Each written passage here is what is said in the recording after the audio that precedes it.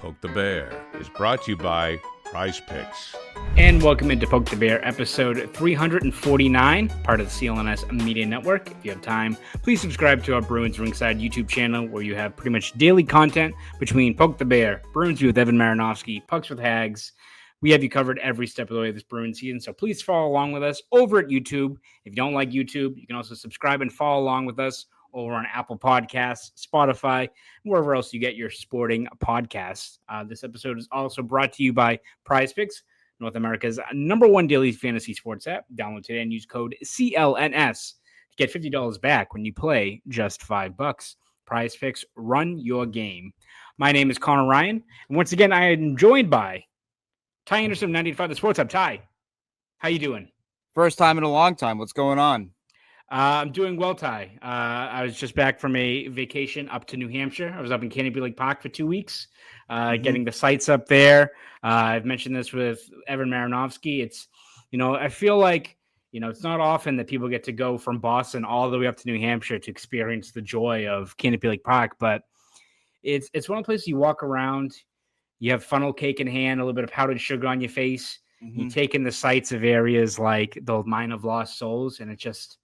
you kind of have to catch yourself, right, of where you are and just what brought you to that moment and how beautiful the vistas and the sights are. So it was a great vacation. Love to be there, but I'm back talking hockey with you. I don't know if you've been so fortunate as to make the trek up to Canopy Lake Park, but it is an experience unlike any other, I would say. I'm banned from the fried dough stands. Yeah. Every time I go there, I'm like, I want extra sugar. And they go, no, we know what you're doing. We know what you're doing. And I do LeBron James. And they're like, sir, you got to leave. So no, I'm not allowed up there anymore. So I go to Hampton Beach instead, and I throw hot dogs at people. I was going to say, I think you can throw just cinder blocks at people. They don't have to worry about powdered sugar there. I think you can do whatever you want. So you really can. Yeah. But yes, I'm glad to be talking hockey with you, Ty, once again. Didn't miss too much from my extended trek up to Canopy Lake. There was the Bruins schedule announcement, which I think everyone's already covered at this point, but still a few topics to talk about when it comes to the Bruins during this dead time of the offseason, now that we're just kind of more or less counting down the days until training camp in September. But one interesting story that did come up recently was Steve Conroy of the Boston Herald talked to Charlie McAvoy to see where his mind is at going into the new year, challenges coming back from obviously his injuries. And I think probably the main takeaway from it was Steve asking him about the captaincy and what the plan is going to be for next year. Again, a lot can change between now and training camp, and especially once the regular season gets underway in terms of what that leadership hierarchy is going to be. But McAvoy told Steve that for right now, they're going to go with 2 A's. He's comfortable sharing that leadership dynamic with David Pastrnak, who are the two guys I think we most hear about in terms of who would be the next potential captain. And from what McAvoy says, they're comfortable sharing that role and kind of leading this new chapter together. Wanted to know what your thoughts are in terms of how realistic it's going to be to go into the year with no captain, and how you see that kind of leadership dynamic and hierarchy playing itself out over the course of this season. Yeah, it's really interesting, right? Because they haven't, excluding deadlines, like you exclude trading Joe Thornton, you exclude trading Brad Marchand, obviously this past year, they haven't willingly been without a captain since 2001, 2002. That was the break between Jason Allison and Joe Thornton, I believe it was. So, it can be done, right? You look at the Colorado Avalanche, right? They didn't have a captain. Gabriel Landeskog is the captain, but was out for, effectively, what was it, 3 years basically? So you had McCarr and you had McKinnon wearing the A's, and that was fine for them. And so it can be done, right? It's just what tone do you want to set? And are you able to do that without a power struggle? And McAvoy's comments are encouraging in that regard. I don't foresee this being like a Ryan O'Reilly, Gabriel Landeskog situation where the guy who doesn't get the captaincy is like, all right, I want out now.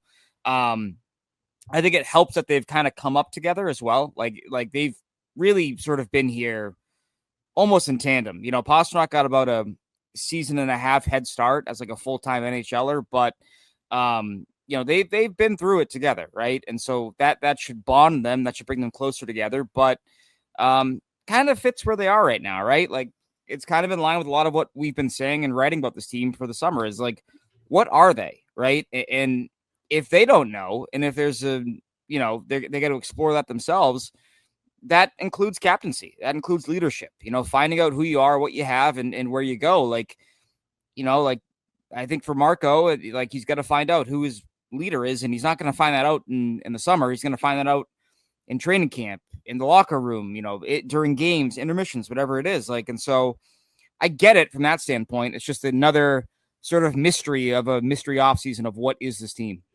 Yeah, and it's something too where if you'd ask me like a couple of years ago of like projecting like who down the road would be a captain, I think like a lot of people would think like Charlie McAvoy, who has had leadership roles before, like with Team USA. He's a vocal guy, obviously a great player.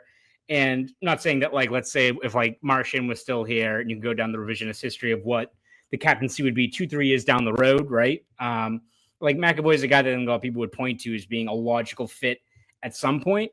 I do wonder if that's kind of changed, not off of just what he's done, what he hasn't done, but also I think you look at this past year where the Bruins had to trudge through a miserable stretch of the season. Once you trade all these guys at the deadline, you lose in a lot of games. I was really impressed with what David Pastrnak, did in terms of obviously the production, which everyone knows about, but was accountable, was, talking to the media, was like answering the questions that aren't fun to answer over a stretch where you're just losing night in and night out.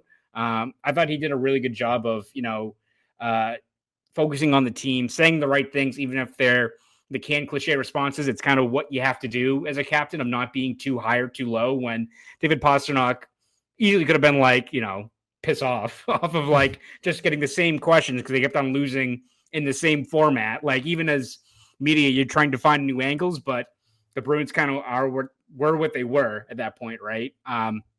So I was impressed by how we handled it, and I wonder if that also just changes the dynamic. Not that it's now set in stone, but it almost feels like if you asked me like 2 years ago, I'd be like, well, Pasternak's going to be a leader, right? He's a great player. He's going to be like your stalwart A for the next 10 years.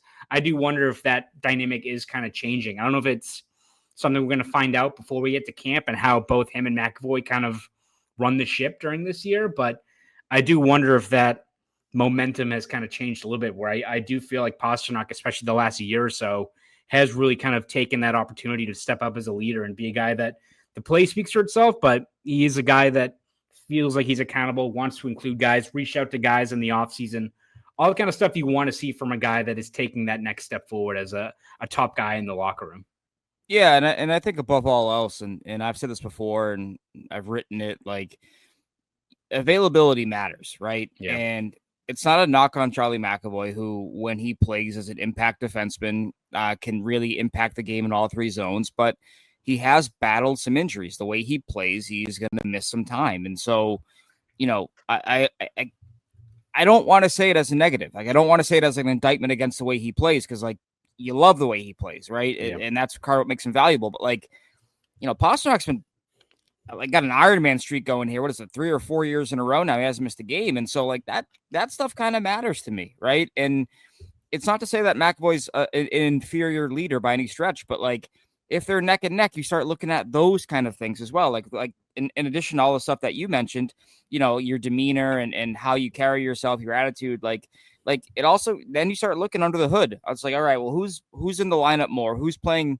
the most minutes or whatever, like who has the better demeanor to communicate effectively, like when tempers are flaring, like I'm not at ice level all the time. I don't like, I'm not between the benches here. I don't know exactly what's going on, but like you can see that Pastrnak, the way he communicates with referees and officials, like I think he's a bit more even keel than McAvoy, who can explode, and rightfully so. I love that guy. I love that guy as like a tone setter. Does he have to also be the captain to be the tone setter? Like that's kind of the Martian conversation that we had when he was captain, right? Like, all right, like I love what you do, but it's just going to take away from what makes you a really great X factor, right? And so that's the thing I always come back to with McAvoy. I don't think there's a bad choice between either one of them, but push comes to shove, I'm looking at the guy that's played 82 games in a row for like 4 years now. That's just where I land with it, though. Yeah, no, I agree that right now, if you ask me, like I would probably say Pasternak's made a very compelling case. And to your point, right, like whoever ends up getting the C, the Bruins are going to have a really good alternate right there with him, whoever it's going to be. I think kind of the interesting question, right, is who's going to be like the other A? Like who's that next guy stepping up? Because you've got so many of those secondary leadership guys that, have been around for a while that aren't there anymore. You don't have the Coils, you don't have the Brennan Carlos, you don't have all these types of players that were part of that next tier of leadership that aren't just veterans but have been with the Bruins for a while, knows the players, knows the what is asked of each of those guys in the room. That now it's going to be interesting, right? You've got candidates. You've got Hampus Lindholm has been there for a while. You've got Elias Lindholm. You've got Nikita Zadorov, who I think was trying to be a lot more of a vocal guy. Is it someone that's been around the block, who's been here before, like a Corrali or someone like that? I think that's going to be interesting of who is going to be that other guy, because I don't think it's set in stone who it's going to be, but there are at least options. And I think as the Bruins are trying to, incorporate more younger players, I think finding out who that next tier of, it's not the guys who play with Bergeron and Chara anymore. Who's that next group of Bruins that are going to kind of put their own stamp on things, while also trying to help out what is going to be a young team that's going to go through probably a lot of growing pains next year or so. Yeah, I think it's easy to probably think that Zadorov can be one of those guys. I think he was doing that late in his first year here in Boston. Talking to Marat Husseldinov, talked about, how Zadorov basically said, whatever you need, I'll take care of it. Don't worry about it. Like, I'll pay for it. That's kind of the stuff that you'd hear, like stories of like Chara doing, right? Yeah. Like you would hear him do things like that, or hear about him doing things like that. He's a guy that you look at that could be part of that. Lindholm, who has worn a letter before, could be part of that. Really, I even think a guy like Morgan Geekie could be part of that, right? I forgot about Geekie too, yeah. Like a guy that kind of falls under the radar a little bit, but like, was very accountable, was very kind of saying after the game, it's like, yeah, that's great, I'm scoring goals, but we're losing. And like, we can't give our fans this kind of effort. Like, it's embarrassing. Like, that's a guy like that. I think Lindholm too, could Hampus Lindholm, that is, could be another guy that you kind of look at and think maybe, he could be a guy like that. But, they have options, but, do they want to leave that third A for maybe a younger player, maybe somebody that they want to find their voice as we enter this new era that you're talking about? That's something I'd wonder as well. And I don't know if there's any guys that you look at and go, yep, they're ready for it. But like, I'd wonder if that'd be part of their calculus here as well. It's like, all right, we really want to let one of these younger guys have a voice now, right? And so something to watch as well. But those younger guys also have to emerge. So there's that part of it as well. Yeah, they're just waiting for James Hagens to show up next year, and then it'll be good to go. Oh, my goodness. It won't stop. I don't know. Like, dude, you're on the Mass Pike. You got Thomas the Tank Engine out there? What was that? It didn't even sound like a car. Yeah, it was. But, like, you're on the Mass Pike, and it's 1:40 p.m. You're stuck in traffic, buddy. Get over it. You got Gravedigger out there? You got, like, they headed to the DCU Center? What's going on? Dude, he's still going. He won't stop. It's like a tow truck that can, like, it's like one of those trucks that can put, like, 10 cars on it. You know what I'm talking about? Yeah. It's I hate when you're stuck in traffic, right? And all of a sudden you look behind you and got chitty chitty bang bang behind you, just laying on the horn. No one wants that. Yeah. And I always like that because it's like, oh, yeah, sorry, buddy. Oh, we all forgot. Let's all start driving now. Yes. I have to go to Gillette tonight for the Patriots scrimmage inside Gillette Stadium. So I will probably be behind that guy in approximately an hour. So I'm looking forward to that. Listen, not to be dramatic. Yes. I'd rather run into a knife than do that. I would really not dramatic at all. No, it's just no interest. Yes, well, I will be there. But no, I do think you look at the guys that the Bruins do have. I do like kind of forget about like Geekie was he kind of took the new mantle of like the Charlie Coyle Media Award, where like they kept on losing, but he would talk every single time and was saying all the stuff you kind of want to hear of like being accountable, of not, saying the effort was good or anything like that, or trying to draw the silver linings. Like, guy was scoring at an insane rate, but was still focusing more on the team first. Kind of the same thing that Pastrnak was doing, right? Like David Pastrnak, as much as he's got the label of the fun-loving guy, and he's, obviously a great guy, and I think as a leader, he'd bring that interesting dynamic, but is also a competitor and wants to win. Like, you ask him about a season where the results aren't there, but he's scoring, he'll give you the same response if he doesn't really care. Like, he just wants to win. And that's kind of what his MO has been. So as much as I think there is a lot of uncertainty of just how that leadership hierarchy does pan out, I think it's good that at least they have options, right? Like, I think you look at how Geeky obviously stepped up on the ice, but was more of a vocal guy that you kind of just saw that progress over the course of the year. I think Nikita Zadorov, who's a guy that when the year started was excited to join what was expected to be a playoff group, but then, throughout the year, I think you saw him be a guy that was saying all the right things, was confident that this team was going to right the ship. Didn't happen, but that was going to be a priority, I think, of helping out this team get to this next kind of chapter. That's kind of what his message was during breakup day. And again, no one is going to say at breakup day or anything like, oh, this team sucks, I can't believe I signed here. No one's going to say that, but I think it's encouraging to see, I think, some new faces step up that I feel like want to be part of the solution here. That I think for the Bruins, and this is a team that doesn't expect to be at the bottom of the league for the next 3+ years. At least that's the hope. But it does feel like there's a lot of guys here, both new and established talent, that view this as a group that they can pull themselves out of it. So I think as much as there isn't a lot of clarity of what this team's going to look like, at least seems like there's guys that you can point to that are going to help pull on the rope there and see what they can do to kind of get this team back on track. Yeah. And I think watching how this team begins camp is going to be really interesting, right? Yeah. Like what is their identity? Who do they want to be? Like we keep talking about the LA Kings, right? Like as their model, but like, what if they can tweak that a little bit and be more of, have that LA Kings foundation, but find some guys that can put the puck in the net, like that's going to be the biggest challenge. And, if any secondary leaders can bring that out of players, or, like we talk about Pastrnak and McAvoy, right? Like they're at the point in their careers where the Bruins should be able to put guys with them, and those players become, they go from good to great, right? Like, or okay to good, right? And so like, that's also part of the leadership process here as well. Is like, can you elevate your teammates, in all situations? Can you make your teammates better? And that goes beyond just 88 and 73. Like you can ask that out of Lindholm. You can ask that out of Nikita Zadorov, in my opinion. Maybe Morgan Geeky is taken off the Pastrnak line, and now it's, hey man, drive your own line. Let's see what happens.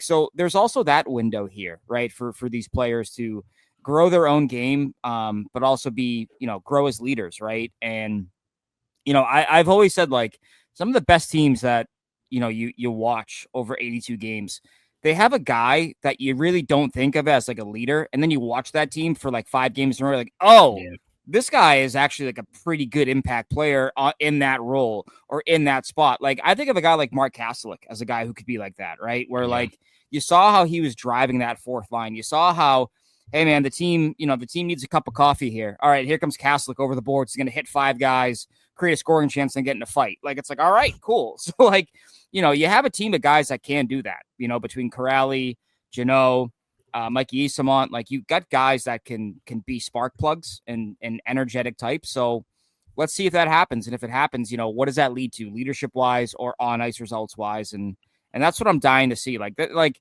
I talk about how they're such an unknown, but it's also interesting that they are an unknown. Yeah. Kind of to your point about how like guys were ending the year and they weren't like, yeah, man, it sucks here. Like they're like, no, we want to get back on and show that we can be the team that we think we can be. It's like, all right, I want to see that too.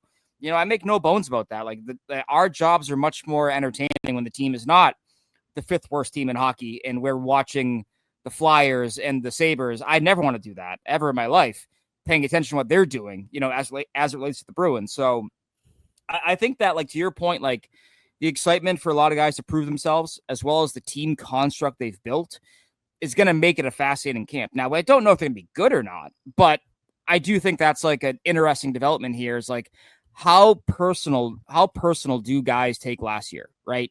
And how do they channel that to grow as individuals, but also as a team? Yeah, no, it's going to be interesting to see once we get to training camp of what exactly this team is going to be, and we'll have plenty more to talk about throughout this offseason. I'm going to fast forward a little bit and look at 2026 in reference to the column you recently wrote over at 98.5 The Sports Hub. Before we do that, Ty, let's take a quick break, hear from our good friends over at PrizePicks. PrizePicks is the best place to turn your sports knowledge into cash. With millions of members, PrizePicks has made daily fantasy sports accessible to all. You just pick more or less on at least 2 players for a shot to win up to 2,000 times your cash. Run your game all season long on PrizePicks. Sign up today and get $50 instantly when you play just $5. You don't even need to win to receive the $50 bonus. It's guaranteed.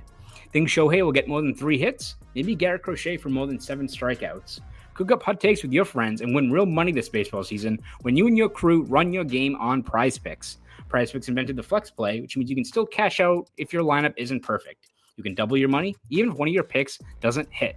PrizePicks has a ton of promos, including Flex Friday. Make sure you opt in and tap the checkbox in your lineup builder to be eligible for the protected play. Choose squares from any game on the board. If your lineup does not win, you get your net losses back in promo funds up to your promo limit as soon as the lineup settles. And it's not just baseball. On PrizePicks, you can mix and match player projections from different sports. Combine your favorite baseball players with players from basketball, hockey, esports, and much more. There's no shortage of ways to participate in PrizePicks. This week, I'm looking at the board. I'm going to cover all my bases. I've got Roman Anthony from more than 1 home run and Red Sox legend Joe Ryan. Yes, Joe Ryan, Red Sox legend of all of 30 seconds, more than 7 strikeouts. I'm very sad, Ty. It's really that easy. So download the PrizePicks app today and use code CLNS to get $50 instantly after you play your first $5 lineup. That's code CLNS on the PrizePicks app to get $50 instantly after you play your first $5 lineup. PrizePicks, run your game. Shout out once again to PrizePicks, and no shouts out to the Boston Red Sox for once again making me very sad. I know this is not a Red Sox podcast, but man, the city is so much better when the Red Sox are good, and they are killing me right now, Ty. Very sad. That's our Red Sox minute, but I mean, understandably so. I again, if you keep putting off reasons not to buy, or you keep citing the prices, okay, well then you're just going to keep wasting a window. I mean, this team, you watch this team, right? And like, they're competitive, they're scrappy, but they could be a difference maker if they had one more arm. Because you can't have Garrett Crochet pitching games 1, 2, 3, and 4, right? And, even right now, it's August and they're pushing him out of starts, because they want to preserve his arm. And it's like, all right, Dustin May ain't going to be the fix there. And it'd be great, but it's probably not going to happen. And you could maybe stretch out Steven Matz as like a opener on some days if you want, but he hasn't done that in quite a while. He's really been more of a reliever versus like a 3, more like a Whitlock type than you kind of project given his background as a starter. But yeah, I mean, it's a bummer, man, because I agree with you. Like the sport is better. The city is better when the Red Sox are alive and well, and not to say they're not, but they could very easily get swept this weekend. Right. And then you're kind of like, here we go again. Yeah, exactly. And part of that's a schedule. Yeah, sure. But, you see what the Mariners are doing, right? And you're like, the Mariners are doing that, but you can't do that, and that's frustrating for Red Sox fans who, Connor, I wanted to go to the game last week. I wanted to go to Red Sox Dodgers. Evan Marinofski didn't invite you? No, he's too busy with his other friends. Yeah. I wonder if he's going to text him to be on Bruins beat. Yeah, he's hanging out with Wally behind our back. I don't know if Wally's on my text. Yeah. No, but I wanted to go to the game last weekend, right? It's Kershaw versus Crochet. I was like, oh, I got to go to this game. I want to try to go. The cheapest ticket I could find, Connor, was $280. And it was for standing room. It wasn't even for a seat. I got all that money to stand? Really? So anyways, if you're going to gouge me and you're going to kill me, can I at least go to your ballpark and watch like a legit World Series contender? I don't care that you like Liverpool and the Penguins and whatever. Like, I don't care. Like, you call yourselves FSG, Fenway Sports Group. Make the team that plays at Fenway the best it can possibly be, or sell it to like Mark Wahlberg or something. I don't know. He's probably got the fucking money. Like, sell it to somebody that's going to actually, be the Steve Cohen of the Boston Red Sox. Yeah, it is extremely frustrating. It would only be worse if Mark Wahlberg, that jabroni, owned it. But I agree with your sentiment that I just give me somebody that's going to care. I think Matt Damon.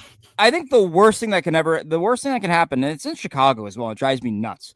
But the worst thing that can happen is that like you buy like an amusement park basically, and then you're like, And then you're like, you know what?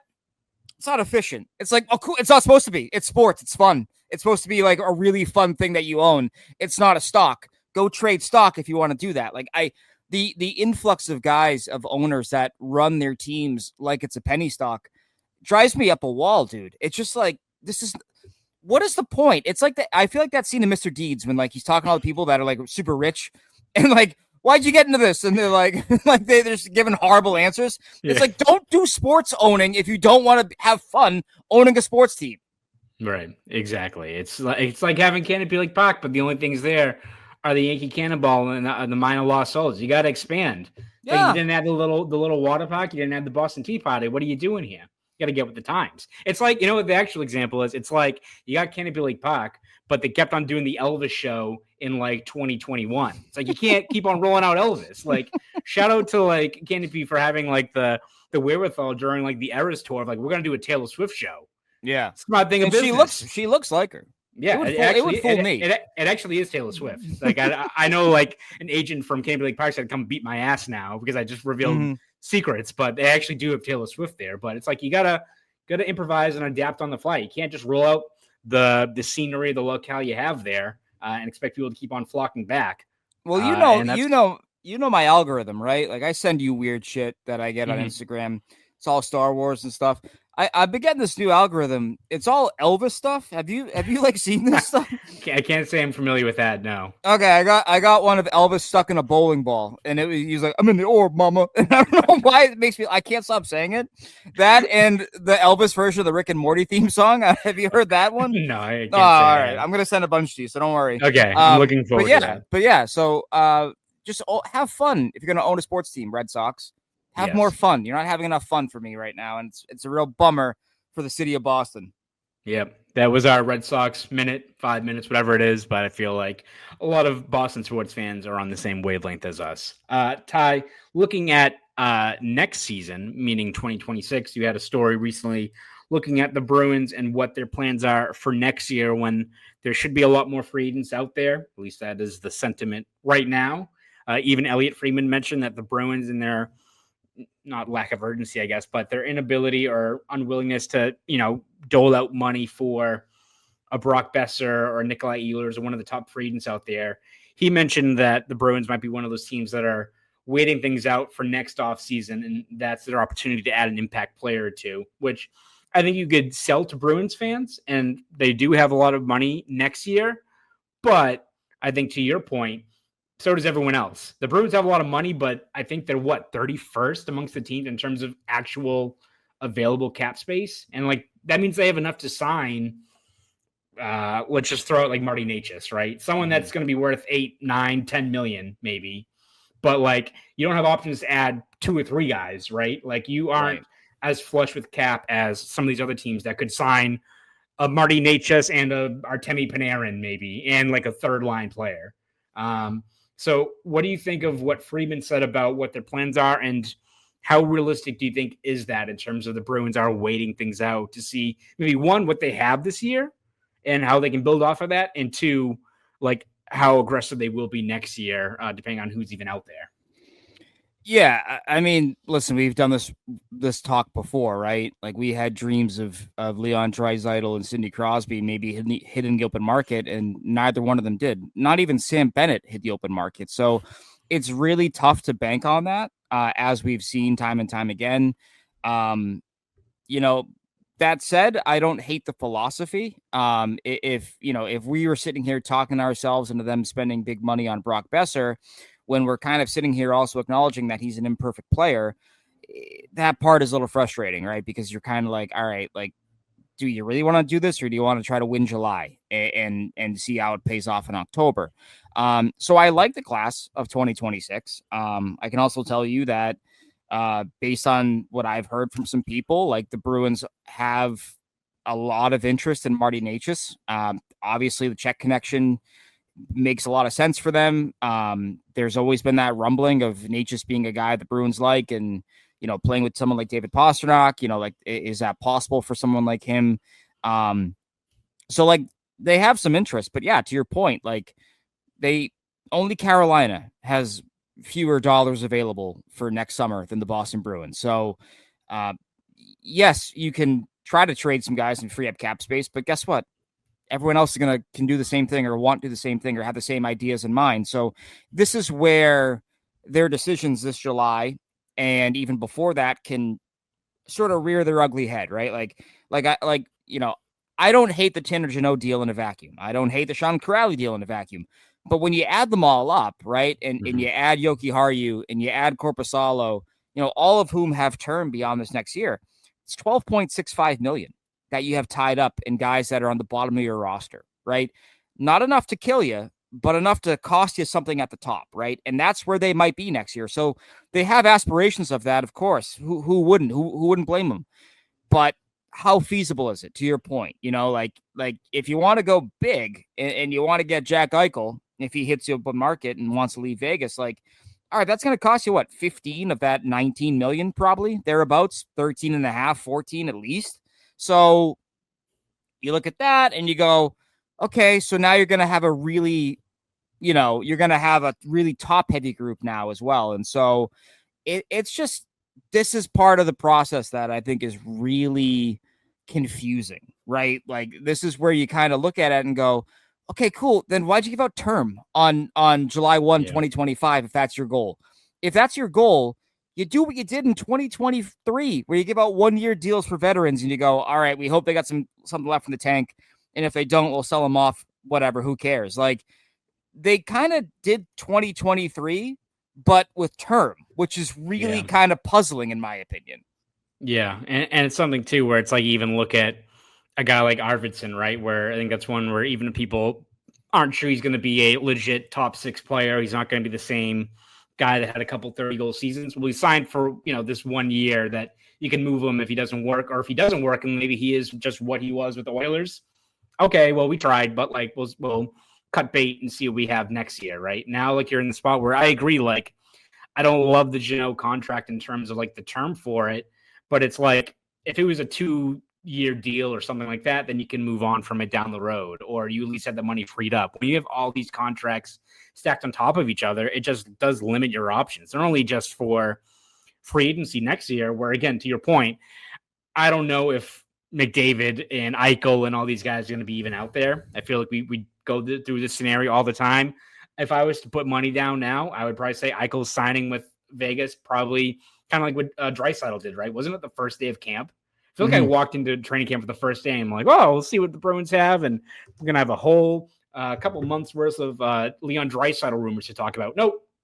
And I feel like that's going to be the case with a guy like Eichel. But I feel like if the Bruins are going to have a successful offseason next year, I think the most realistic thing is getting a scoring wing, because I just don't see it being a case where they're going to sign a center. I think if you are trying to find your other franchise center to pair with James Hagens down the road, it's either going to have to be you suck again and you get a top 10 pick and you do it that way, or it's going to have to be you have to wait and find the right deal to manifest itself. I mentioned this with Evan, where it's if Anaheim has to move on from Mason McTavish and you pony up to get him, that's what you have to do, as opposed to just waiting for a white whale to show up in free agency. So if you're the Bruins and you do have the money available to sign a guy like Marty Necas and you get McTavish or someone either this year or the years ahead, then you're in a pretty good spot. But I think a scenario where the Bruins are biding their time and they're just waiting for a guy like Eichel to be there, I'd love for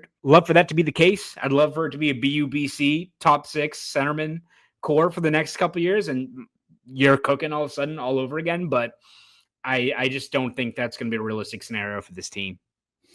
Yeah, and it is interesting, right? That I feel like the need for a center has kind of really dissipated here because of I almost said the Red Sox, Jesus, the Bruins drafting James Hagens and Will Moore. Bringing those guys in, it really does change the dynamic of what you need down the middle moving forward, especially if, assuming a guy like Matty Patrick can kind of get his game in order here and find his footing and who he is as a pro. You might not need a center as much as you did, this time last year or 2 years ago. So I do think a guy like Marty Necas makes more sense for them. I would also wonder about a guy like Alex Tuck, who has been on their radar for a billion years now. Like they have loved Alex Tuch for a long time. And, he's a little bit older, but he's got skills that are transferable as he ages, right? Like he's got a great shot. As long as the legs don't fall apart, like he should still be an effective scorer, right? So I think you aim high with a guy like Marty Necas, but then you do have some decent secondary options that the market could present to the Bruins. But again, it all comes with the caveat of those guys got to hit the open market, right? And they don't always do that. And so we got to see that happen, but before anything else. But I think it makes sense for the Bruins, right? Like in terms of you if you're not going to commit yourselves to the full teardown, you got to try to do the rebuild on the fly, right? And I think that like if you don't get a star in 2026, like you're kind of like, all right, what are we doing here? Like that's when it would kind of be like, all right, what's the vision here? Because Pasternak's going to turn 30 next year. McAvoy is going to be approaching 30 as well. Lindholm, Hampus, that is 30. Like you're gonna have to start, looking at these guys and saying, okay, what are we doing here? What is the direction? Because otherwise, as I've said before here, you become the Flyers of the mid 2010s, where you're like, you got some guys, but not enough to actually be anything. So what are we doing here? Yeah, exactly. So we'll see what happens, obviously, this year, but going to next year or something, I think we're going to talk probably a whole lot about guys like Marty Necas, Eichel, maybe all that throughout this year as we look ahead to what the Bruins could be a little bit further down the road. I'm telling you right now, I'm looking up 2026 free agents, and I'm going to scroll to like 3/4 of the way of the page down and be like, oh, that's who they're going to get. They are going to sign Boone Jenner, Jake Wallman, and Gus Nyquist. So sorry about that. Those are the guys going to hit the open market next July 1 and be the big stars that we're all going to be spending a lot of money for. Dude, Boone Jenner is still going to get like 6.5 million people. Like, you can win with this guy. So honestly, you're probably not wrong. Yeah, exactly. So yeah, I dread what the market is actually going to look like. But if one of those top guys are out there, the Bruins, I think, do have an obvious need for some high-end skill. And yeah, what would you think of Rasmus Andersson? What would you think about him? He's not a forward. I know it's not a sexy name, but that'd be the guy that would really intrigue me, I think, right now if I'm the Boston Bruins. Again, not somebody that is going to revolutionize the world, but if you are as committed as you seem to building out from the net and your back end and up, that's a sneaky big fish for them, right? Could you have an offseason where you have 19 million, right? Let's say you can cut. You free some of that money up. You move at the deadline. Especially if the Bruins like suck this year. All of a sudden, all of a sudden it means like you move in like Zacha or Middlestat or someone else too. If like it gets to that point, so a lot can change based on how the Bruins are this year, right? Could their dream offseason be Necas and Anderson? Could that be like almost like the next version of Lindholm and Zadorov, where it's like it's not a star, but it's two B+ players, like, and that's going to make our overall go up a little. It's like a GPA. It's like, all right, well you get two B+. Now your GPA is going up. You're not going to be top of the class, but you're not repeating the grade either. Maybe that's something that they look at, but again. These guys have to hit the open market. And I would say that of the two, Necas and Anderson, those are two that I'm actually kind of confident would or could hit the open market next July. Yeah, I feel like Necas wants to get to the East Coast. And I feel like I do think that's a guy that, if you're asking me out of all those players who's going to hit the market, I think it's going to be Necas. And I think there's a lot of smoke that you hear about Necas and the Bruins. So I would not be surprised. It's kind of like almost Elias Lindholm, where years ago people were like, oh, he sure feels like a guy the Bruins are going to love to have. And sure enough, it was like pretty much set in stone before free agency even opened up. So I agree, though. Like if the Bruins especially are having another year where like they're getting a top 10 pick and you're able to move some money and move off a guy like, again, I don't think you're getting a good return, but you can move a guy like Middlestat or Korpisalo or like Zacha, who I still think is a good player. And I think you get a really good return for him if you traded him. But if you have money freed up, you can sign a scoring wing like Necas, a top 4 guy like Anderson, who I love because I feel like he's one of those guys that the way he plays and what he's good at is so noticeable right away that he's like so good at like getting pucks on net from the blue line that like, I think he's a guy that would be a huge help. I agree. I do think I got pod racing. Yes, exactly. You got Sebulba. He's going to be the extra guest coming in. But like, again, this is going into like the fantasy land scenario. But if you're going to this team, you sign those guys with the cap space you have the assets with what you acquire with the trade deadline to eventually see if you can get someone like a Mason McTavish, right? And let's say you got Hagens and McTavish. You bring these guys in and you've got all this draft capital. You're in a pretty good spot in terms of like 26, 27. You're probably on the upswing and you're probably only going to get better, right? So I think it all just depends on what the Bruins are going to be this year and just how much resources they have available. And I think you're going to have a lot more assets if you do kind of suck. And I don't think Bruins fans want to see that happen. But if you are playing the long game and it means more money's freed up and more draft capital, it does give you more options as well. So it's tough to map out what the plan is going to be, but it all just depends on how this year is. I feel like we can probably revisit this in, November, December of where this team is going to be at and see just how those plans shift, because I just feel like so much is up in the air with what this team, what their 3-year plan is going to be. There's a lot of different ways it can go. Yeah. And keeping it to, the pie in the sky hopes of a guy like Marty Necas, I am not going to lie to you. Absolute fanboy of this player's game. The speed is incredible. I believe he's the top percentile in terms of like skater speed and average speed. But he also has, you notice it. You notice it. But he also has an absolute hell of a shot. He has a great shot, and he this year was his first year, I believe, at over a point per game. He had 79 and 76, I want to say. So, like you look at the makeup of that player, right? A guy who shoots heavy, a guy who has speed, and he actually can get to like some good areas of the ice too, despite being more of like a speed and skill guy. Like that feels like what this team desperately needs on their wings behind David Pastrnak. If you have that, teams can't throw the kitchen sink at 88 and shut the Bruins down.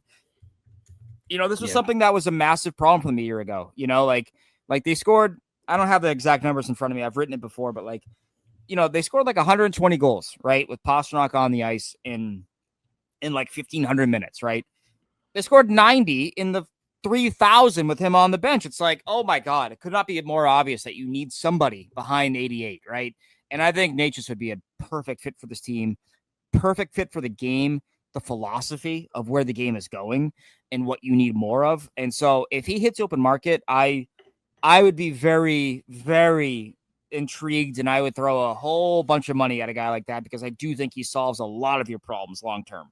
Yeah, I think that's definitely, if you're a Bruins fan and you're trying to just like look at the pie in the sky and try to project what this team could be next year, I think Necas is the guy you keep an eye on, because I just feel like there's a lot of smoke there. I think the Bruins really like that player, and fit was pretty obvious what he could be, especially as even more of an elevated role moving forward. I think this is a guy that could easily be a 80-point regular, 30-goal regular moving forward. So, and again, he's not the guy that is the missing piece, but as you're just trying to build up your depth and you're having younger, affordable players come into the lineup, you can add in some of these players that fill out the rest of your roster. If all of a sudden your top six has Pastrnak and Necas, and you add in a guy like Hagens, Morgan Geeky's still a top six player, pieces starting to fall into place. You're not having the Vinny Letteris and the Cole Koepkes up in your lineup, right? Like, you're starting to fill out your roster with a mix of young players and established talent. And, the picture set's coming to place there a little bit for what this team could be. So definitely something to keep tabs on as a guy like Marty Necas. Ty, we're going to talk a little bit more about James Hagens, but before we do that, I want to once again give a shout out to the CLNS Media Network. Again, if you have time, please subscribe to our Bruins Rinkside YouTube channel. You can watch Poke the Bear, Bruins Beat with Evan Marinofski, live from Fenway Park, as it usually is. Pucks with Haggs with Joe Haggerty. We have covered every step of the way this Bruins season. And it's not just hockey with CLNS Media Network. They've got Patriots Press Pass. They've got pretty much daily video from training camp when it's 100 degrees. It's like Dagobah down in Foxborough, and they still have daily video breakdown, interviews, all that stuff. Same with Celtics Press Pass. They've got stuff with training camp leading up to it, Jason Tatum's recovery. They had people on boots on the ground in Las Vegas when it was 200 degrees, covering all that stuff. So if you want all the latest in Boston sports, please subscribe to the various CLNS Media Network channels over on YouTube. And again, to get all your podcasts, not just YouTube, go to Apple Podcasts, Spotify, and wherever else you get your daily content. So once again, shout out to the CLNS Media Network. Ty, looking at James Hagens, he spoke to NHL.com's Mike Morial, I believe is who it was, during the USA camp. Not surprising that James Hagens is dominating there. I don't know if you've been watching some of the highlights, but has been as advertised as a puck-dominant playmaking centerman with Team USA. And from what he said, I don't know if it's like a set in stone, like BC's got a graphic of like he's coming back. But from what James Hagens says, what Greg Brown, the BC coach, said, I think the writing's on the wall that he's back at BC for his sophomore year. Hagens talks about he wants to win a Beanpot, win a national championship, which is going to be tough for him with the Terriers obviously in place. But it's good to have that sentiment if you're a competitive player like James Hagens is. But I think it was a storyline at the end of Dev Camp of what the next step was going to be for Hagens. And I think we all agree that the right course of action for both Hagens and the Bruins, especially in terms of taking care of your most prized asset, is letting him go back to BC for another year. But it's at least encouraging and reassuring that it feels like they're all on the same page where go back to BC, dominate as a sophomore, and then ideally you join the team for the stretch run here, whether it's getting ready for a surprise playoff run or maybe just playing out the year. And if you're a Bruins fan, if James Hagens ends the year on a 10-game stretch where he looks like a player that's going to be a big part of your future, then you're looking forward to what 26-27 has to offer. But I think that's the right plan as opposed to just elevating him to the NHL right away. Yeah, 100%. I think that you need to see more out of him in the college game, especially as he gets a little bit older. You really forget how young he was a year ago. He was basically the age of a high school senior, playing college hockey in one of the best college hockey divisions in the country. And so you want to see if he can kind of play with the similar kind of results and growth that he's shown against his peer groups in other tournaments, other seasons, whatever you want to call it. And so I think this is an easy call for the Boston Bruins, and especially because you don't want to force a kid out of school early unless he's like truly exceptional. And I think it's pretty much universally agreed upon that he has more to give, right, at the college level before he graduates, right? And so, I always go back to this, like when the Bruins, and these are two totally different players, I understand that, but like when the Bruins drafted Trent Frederick and he left Wisconsin to turn pro, I had numerous people that said, don't love that. And I remember asking why, and they said he still has opportunity to become more of an impact game changer at the college level and then graduate. Like they felt like he was kind of leaving college as a role player still and not as like, okay, you've seen the full force of this guy and why he's a first round pick, right? And so I know they're totally different players. I understand that. But like I always think about that in the back of my mind when a guy leaves early. It's like, are you doing this because you're bored or because, this is the right move and the right decision for you in your game? And so I just think there's no level here for Hagens to hit. And I think he can hit it. It's a really good BC team. They have aspirations that make the goals that he's outlined for himself attainable in that regard. And so I love the decision because I hate the idea of A, doing the Frederick thing all over again, but B, doing the Poitras thing all over again, where you're rushing a guy in. And it's like, how about he has some more on-the-job learning against, fellow teenagers and children versus, 31-year-old Nico Mikkola lining him up in the corner here for a big old hit. I know and it also feels like it's something where, again, you look at his skill set, right? And like the edge work is so good, the playmaking sense, all that stuff. Like he's a guy who like maybe could make an impact this year. I don't think that's like a guarantee, but like, I just look at like, let's say you ended this year and where like the two different paths they would be. If you're like a Bruins fan or even us just talking about James Hagens, let's say he like comes up here this year and he ends the year with like, I don't know, like 36 points in like 70 games, right? Like maybe even a little more, but he's banged up. He's going through ups and downs. He's not having the best year.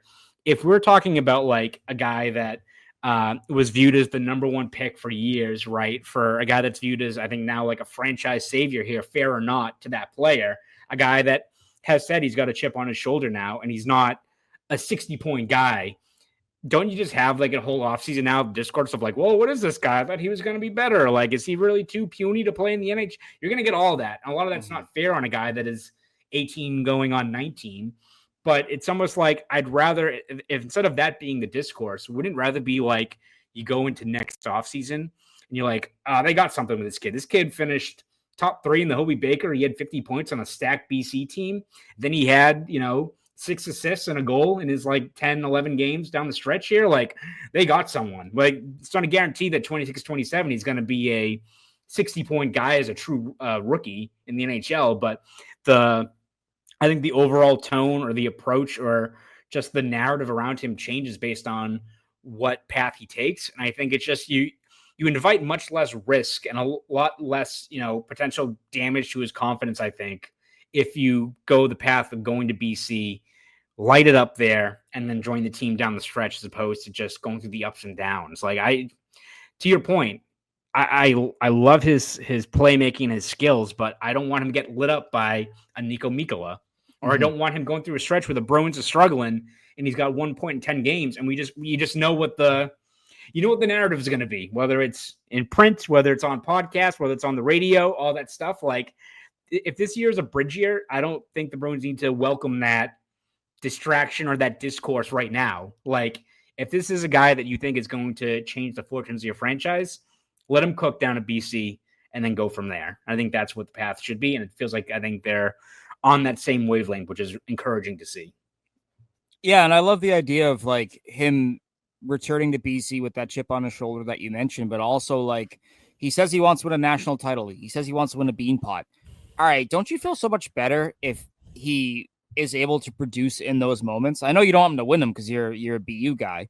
I understand that. I get it. You're gonna have to watch a lot of BC this year, whether you like it or not, buddy. Get ready to learn Chestnut Hill, pal. Dude, I was telling Evan that I think like the Bruins, not Bruins, BC opens the Bruins farm system, Boston College Eagles. They open the year, I think October 3rd against Quinnipiac at Chestnut Hill. I'm like, that entire press box is going to be the Bruins beat.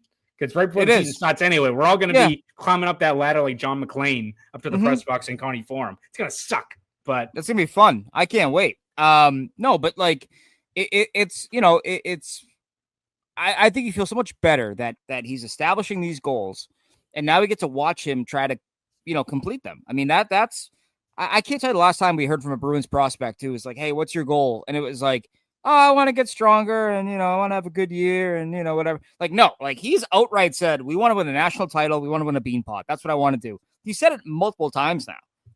Yeah. And so if he does that, or if he plays well, you're like, holy shit, you got a kid here that, has got some, he's got some big old ones and he's ready to go out and prove it. Yeah.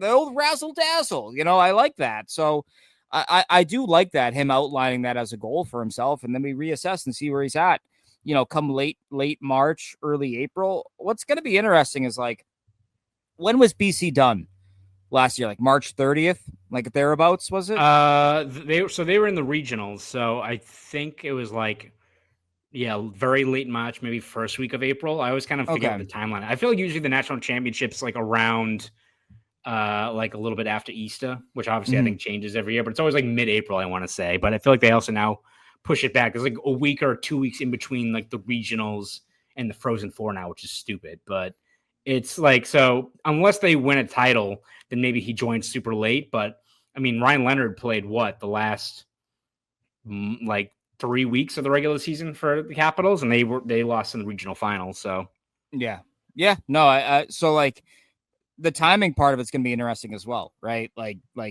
when he gets out, how many games are left? How many practices can he get in with the Bruins? Are the Bruins playing meaningful games? You mentioned the schedule. We didn't talk a lot about the schedule. Have you seen what they embark on March 31st? I believe it is.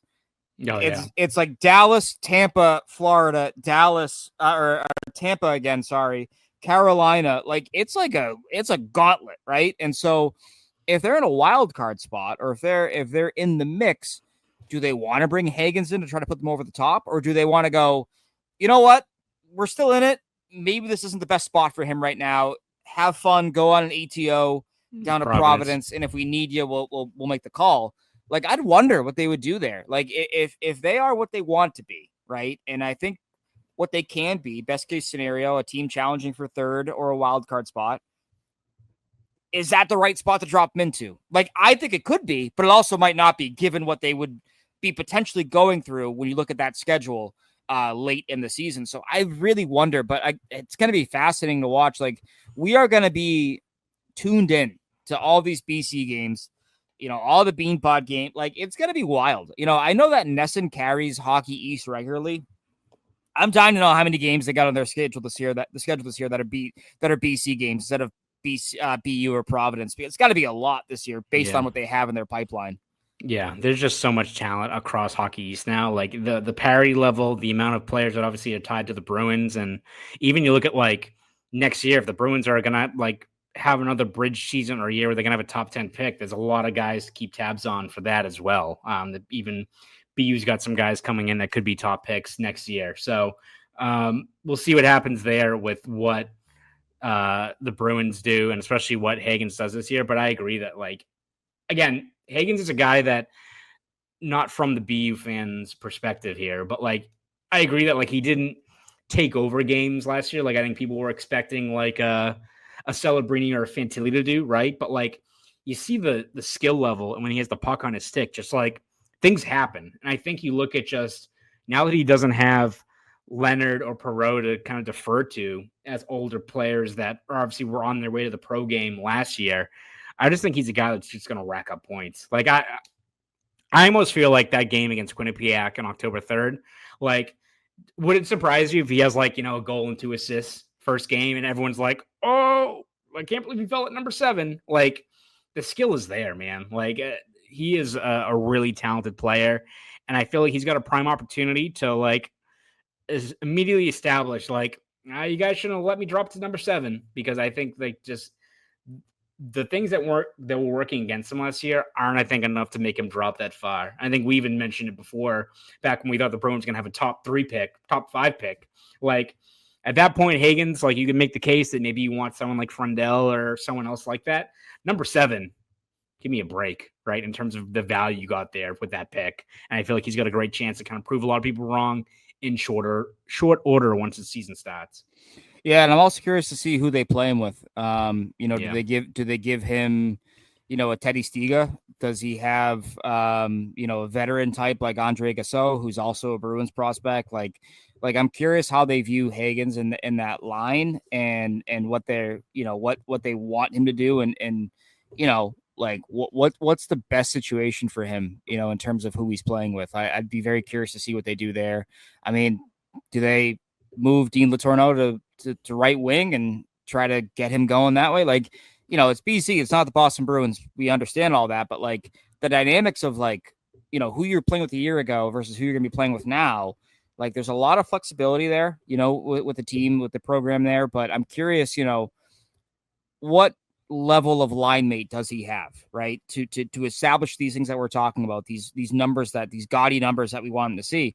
Like, I imagine it's possible, just given how good their program has been, but who does he get out of the gate? I'd be very curious to see how that all transpires for Greg Brown's team over there in Chestnut Hill. Yeah, so we'll see. We'll be covering, I think, a lot of BC this year, you and me, and a lot of the Bruins beat, but should be fun as James Hagens ideally continues to establish himself as the next face, I guess, of the Boston Bruins. So we'll see how that all plays itself out. Ty, before we let you go, where can we read your stuff? Where can we hear you on the airwaves? All that good stuff. Yeah, you can find me at 985sportshub.com, also on the air, 985 Sports Hub, and on their website, 985sportshub.com, which I think I already just said. Sorry about that. Also find my podcast there as well. Sports Hub Underground. And you can search my name. You'll find me. You'll find everything I do. I do too much as it is. So just search my name. You'll find it. How about yourself? Yes, you can read my stuff over at Boston.com and the Boston Globe. We have you covered every step of the way of this Bruins offseason going into the 2025-26 season. If you also not you, pal. You're at Patriots practice, dude. No, I will be at stuck by Warrior Ice Arena, stuck in traffic with Sebulba. I'll wave to you. Yeah, Sebulba and Babu Frick behind me, laying on the horn. Yeah, so. No, dude. I just want to revisit this real quickly. I love my football writer brethren. You guys do a great job. It's a lot watching 53 players basically at the same time, 90 players sometimes. If you guys don't stop live tweeting the coin flip during these games, I'm going to lose my mind. I'm going to lose my mind if I see 38 tweets at once. Call us heads. Stop. We all know. We don't need to know. We don't need to know how the coin landed. I don't know why that's a thing that the football writers do. I love them all, but it drives me absolutely bonkers that I will just log on. I want to follow the game, and I got 49 tweets telling me how a fucking coin landed. It's just like, why? No one wants this. This is not helping my experience at all. I will defer to the more established football writers to give you all that intel when that does happen. Usually it's me like tweeting like back at it and like a photo of like steak tips. That's usually what I'll do. The apple pie. Yes.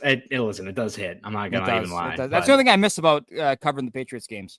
Was the last Patriots game you covered the one that was at was it Brady's last game where me and you did like a 2-game, had like a matinee, and then we both drove to Gillette right afterwards? Yeah, that was the last one. I just, it's such a haul, dude. It's such a haul from Boston to Foxborough, especially on a game day. We get stuck in that traffic, and it's like the alternative is like, oh, you leave your house at 8 a.m, and I'm like, I'd rather not do that. I'd rather sleep a little bit. It's especially with our grind with like a lot of Bruins Saturday night games. Yeah, and like half the time, like I take public transportation, so like I'll walk home. Some nights, or I'll have to walk home from the Green Line or whatever.